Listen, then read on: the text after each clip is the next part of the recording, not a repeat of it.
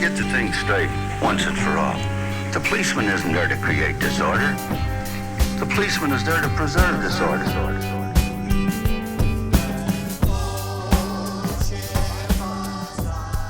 Hello, Sean here.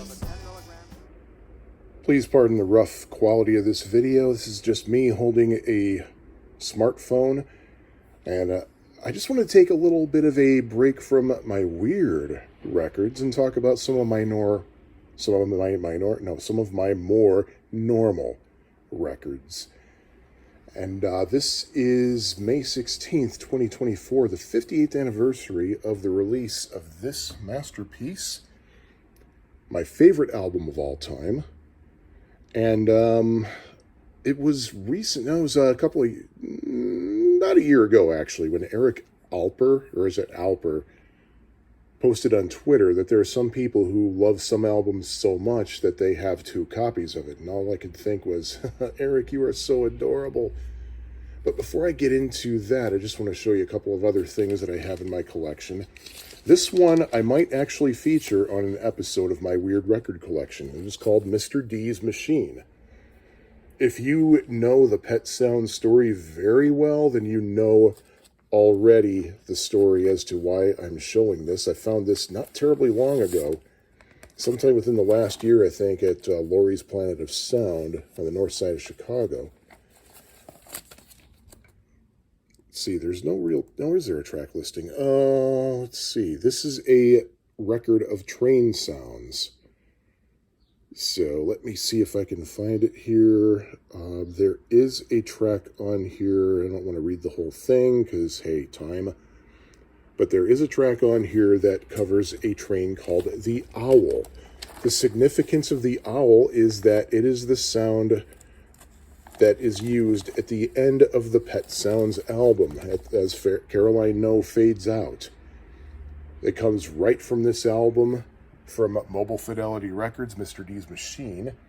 I noticed that this particular copy has a stereomonic designation. I don't know if that means that this is really mono rechanneled into stereo, because there are other copies that just say stereo. There are some that are just mono. What I don't get is there is a stereo version, and I have heard it. It is true stereo with separation. I don't know why, when they eventually mixed Pet Sounds into stereo, they just didn't use the stereo version of that, but oh well. The other thing I want to show that I have is this, How to Speak Hip by Del Close and John Brent, 2 legendary Chicago improv comedians. And again, if you don't know the Pet Sounds story, and if you do know the Pet Sounds story, you know why I have this too. This is a album from 1959, maybe 1960. It was originally released on Mercury Records, in which these 2 guys, Del Close and John Brent, basically do a parody of language records. And the language they teach here is the hipster language. Del Close is the hipster who's there to provide pronunciation and articulation lessons, and John Brent is the official narrator. And what else can I say about this? The reason that I have this, for those of you who don't know the Pet Sounds story, is that during the sessions, Brian Wilson was talking about how he had heard this album, and it was a funny record. He really liked it a lot, and he was quoting from it a lot. And I think it was his Pet Sounds collaborator, Tony Asher, who had him listen to the record. But this is a genuinely funny album. It does get a little bit old as you get into it, but the first few cuts probably will make you laugh. It is a pretty cool listen. This is a reissue from a few years ago, actually. Unfortunately, I've not been able to track down an original Mercury pressing, but this was found at Amoeba Music in San Francisco. So those are the 2 things that I wanted to show you that are not Pet Sounds. So now I'll get into, let's see, some copies of Pet Sounds that are in our collection. In fact, this is pretty much going to be all the copies that are in our collection. This one still has some shrink wrap on it, and I have preached before about how you do not want to leave your records sealed, because what does shrink wrap do? It shrinks, and over time it will damage the cover. This is not sealed, though. It's actually open. I found this at Sound Investment in Plainfield, Illinois, long gone, by the way, sometime in either 96 or 97. And I had not yet had a vinyl copy of Pet Sounds. And I saw this. It was in beautiful condition, not a mark on it anywhere. And it cost me like $30, but I figured, hey, this is going to be worth it. So I'm glad I have it. This is a mono. It is not a duophonic. You can see there's a little bit of an oddity here in that the little wraparound thing partially covers the file under notation here. Usually that little circle you see on Capitol Records is actually just a semicircle, but it looks like the wrapping here was misaligned. The vinyl is pressed in Hollywood. You can tell if Capitol Records record is made in Hollywood at Yucca and Vine. Everybody says Hollywood and Vine. No, it's actually at Yucca and Vine, a block north of Hollywood. If you look at the dead wax, the runout, at the end of the vinyl, you'll see an asterisk or a star etched in there. That's an indication that it comes from the pressing plant in Hollywood, California. So this one is a duophonic for stereo phonographs copy of Pet Sounds. I think this is from 66. It might be a repressing from 67, perhaps. I do know that it was made at the Capitol Records plant in Scranton, Pennsylvania. You can tell because there is a triangle with the initials IAM. I think that stands for International Association of Machinists. I might be wrong about that, but that's the giveaway that's pressed in Scranton. And by the way, this Hollywood copy, the record was pressed in Hollywood, but the cover is actually from Jacksonville, Illinois. I don't remember how I determined that, but that's what it is. The thing about duophonic is because the album was not mixed in stereo, Capitol Records ran it through their own special process called duophonic, which means it's still mono, except that in the left channel and the right channel, there's a delay between the two channels, a very slight delay. It's a very tiny echo that makes your ears think you're listening to stereo. Some people say that they also crank up the bass in one channel and the treble in the other, but I don't think they actually did that. They usually did just one or the other, and here they did the little echo delay, and that's what duophonic is. So you're basically listening to two signals. This here, a Capitol reissue. This is a budget reissue from sometime in the mid-'80s. I think 1986. It's on Capitol Records with a green label. And this comes from my wife's part of the collection. Comes from the merger from when we got married and moved in. This actually sounds really good. It's a very good sounding copy.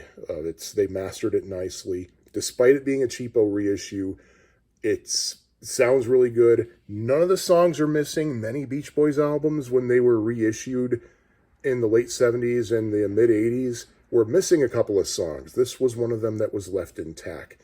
Intact. Basically, everything from the Beach Boys party and later was left intact.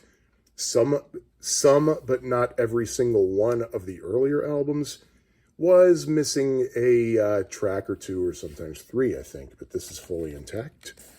Now, before I go any further, I'm going to switch over to our CD collection. Starting with this. This is Lisa's 1990 copy. The first ever American issue of Pet Sounds on CD. In Japan, it was released in 1988. We don't have one of those. Mine is somewhere else right now, and we still have mine because that's the one that really turned me on to Pet Sounds. I got it on December 24th, 1990, Christmas present, along with my first ever CD player. So before I turned into sleep, I listened to Pet Sounds on my new CD player with headphones on in the dark. It wasn't my first time hearing Pet Sounds, it was my second time. First time I didn't like it. The second time I fell crazy in love with it. I actually got it. I understood what all the fuss was. So if you've never heard Pet Sounds and you want to listen to it for the first time, don't just put it on the background while you're working or driving somewhere. Actually make an effort to just dedicate your time to listening to it. Put headphones on, a good pair of headphones, and not earbuds, but actual over-the-ear headphones, and just let it sink in, let it take your soul, basically. Even though my copy of the CD is somewhere else right now, I don't feel like digging it out. Haha, here's my long box from it. I kept the long box, surprisingly. Little trivia about CD long boxes. They're not made necessarily for security purposes to make it less obvious you're trying to steal it. The long box was made because when CDs first came out, record stores didn't have appropriate shelving for CDs. So basically the long box was made for the CDs to be fileable with standard record shelving. A little trivia for you. Also in my CDs, let's see, this is the DCC Compact Classics Gold Disc from 1993. When I want to listen to Pet Sounds in mono, this is actually my go-to because I think this is the truest you're going to get in terms of sound quality and everything else. It sounds really good. The only thing I don't like about it is you see how there's a track there called Conclusion? Yeah, that is just simply Banana and Louie, the dogs, and the train, the owl. For some reason, DCC Compact Classics made it a separate track. I don't like that they did that, but this is still my go-to for mono listening to this day. I bought this when I was in college. I bought this at Crow's Nest in Crest Hill, Illinois. Sadly, closed down in 2006, but I think it was 1995 when I bought this copy. Let's see. Next, this is the DVD audio version of it. I bought this because I wanted to extract the individual channels, but the thing is, it's not mixed for separation. It is mixed for ambiance, which means that don't expect to listen to the separate channels expecting to hear separate instruments. And also, the album, I think, was also recorded that way. It was recorded for ambiance as well. It's recorded for basically surrounding effects. It's not recorded for separation. But, well, it wasn't recorded for surrounding effects, but all the instruments were in the same room together, bleeding into each other, so there's not going to be much opportunity for separation. But I have not yet... I never thought of trying to extract Summer Means New Love to see if that was if that's separable. Then there's this, which came out in 2006 for the 40th anniversary. This is the 40th anniversary reissue. Let's see, here we go. It's got one disc. It's got a bunch of liner notes, probably the same liner notes that have been there since 1990. And another disc. Oh, it's a DVD audio. Didn't realize that. Or is that? Oh, that's the documentary, actually. Yeah, that's the Pet Sounds documentary, the press kit that came out with another thing. And I'm going to jump around over to here. 2 copies of the Pet Sounds Sessions. Why do we have 2 copies of that? Long story short, one is mine that I bought on November 4th, 1997. The other is Lisa's that she bought November 4th, 1997 at Jack's Music Shop in Red Bank, New Jersey. I got mine at Crow's Nest in Crest Hill, Illinois. Lisa would not let me sell my copy when we got married and merged our collections together. She insisted that it stays.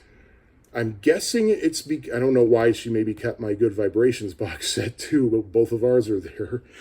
I'm guessing it's because of the adventure it was getting the Pet Sound Sessions in the first place. It was supposed to come out in spring of 1996, but it got delayed 18 months to the point where people were even wondering if it was even going to come out at all. The thing about the Pet Sound Sessions is that it was the worldwide debut of a true stereo version of the Pet Sounds album, and people were clamoring to hear it. In the meantime, in May of 1996, I bought this.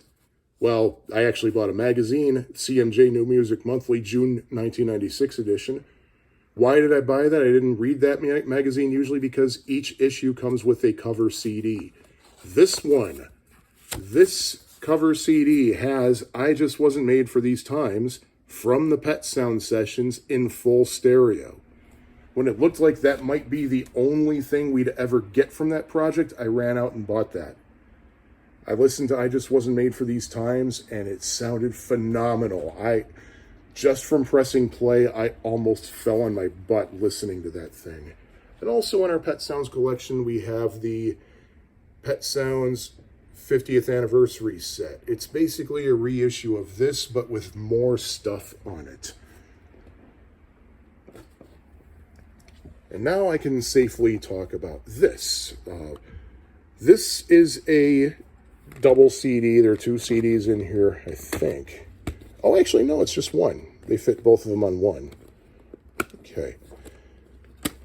This is the mono and stereo version of Pet Sounds. Now, why do I have this if I have the Pet Sounds Sessions? Well, this came out, this is a 2001 pressing. There was also a 1999 pressing. Did not get that, but I have this one, the later one. I think there were some issues with the 1999 pressing, so I didn't get it. When I found out they were corrected with this, I went out and got it.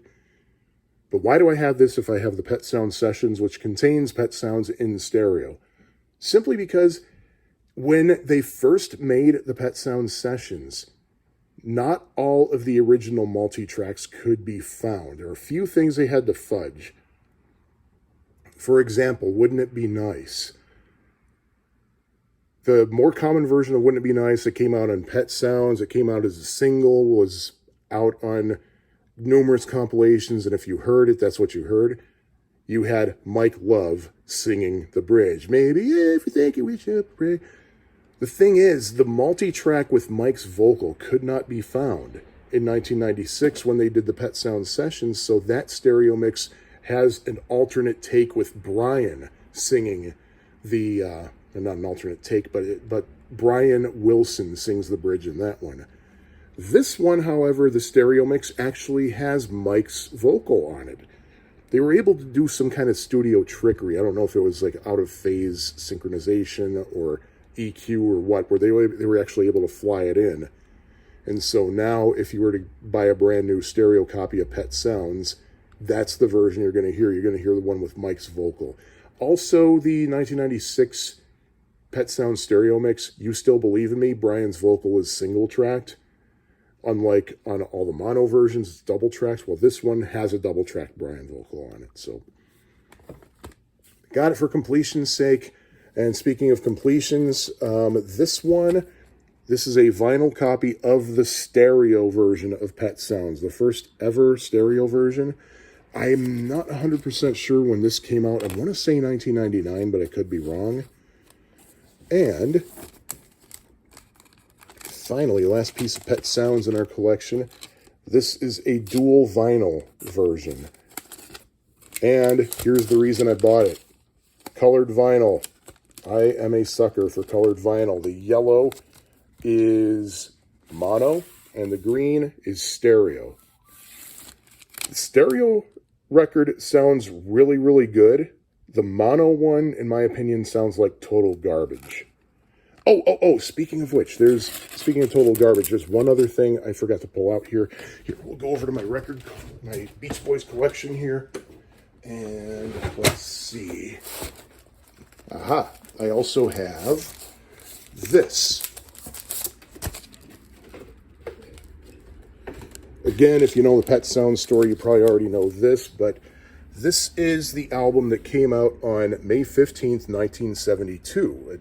So yesterday, from when I'm recording this, is the 52nd anniversary of it. It is an album called Carl and the Passions, So Tough. So somebody seeing this, just the cover in a record store, is going to look at this and say, what's this Carl and the Passions group? Well, Beach Boys fans know that Carl and the Passions was a name that Brian Wilson gave to a little group of kids that he got together to sing at a high school assembly. He tried to get his brother Carl Wilson in it. He didn't want to do it. He said, I'll call it Carl and the Passions, and that got him to join. So this is the Beach Boys 1972 album. Notice that it doesn't say the Beach Boys anywhere on it. This was their album. It only has 8 songs on it. Now, here's the thing. It's a double album. The other album, Pet Sounds. So, yeah. And the thing about this, besides this being a double album with Pet Sounds, is common Beach Boys lore is that this is the best sounding mono version of it. I totally disagree. I personally think it sounds terrible. It sounds terrible. But hey, for completion's sake, here's another copy of Pet Sounds. It was remastered in 1972, and in fact, the 50th anniversary Pet Sounds CD set that I showed you a few minutes ago has the 1972 master on it. I was listening to it recently. It sounds like they didn't take it from tapes. They took the CD version. They took that from a record, because I'm hearing like kind of crackling and some basically record noise. I'll have to listen to it again, but I'm pretty sure that it was mastered from a record instead of a tape. But still, I don't like this version of it. My go-to mono is going to be the DCC Compact Classics release. The best sounding vinyl mono that I've ever heard are the songs that were taken from Pet Sounds and used in the 1981 compilation album Sunshine Dream. They sound fantastic on that. But that's my Pet Sounds collection, and hope you listen to my weird record collection. It is a fun podcast to do, and check it out. Bye.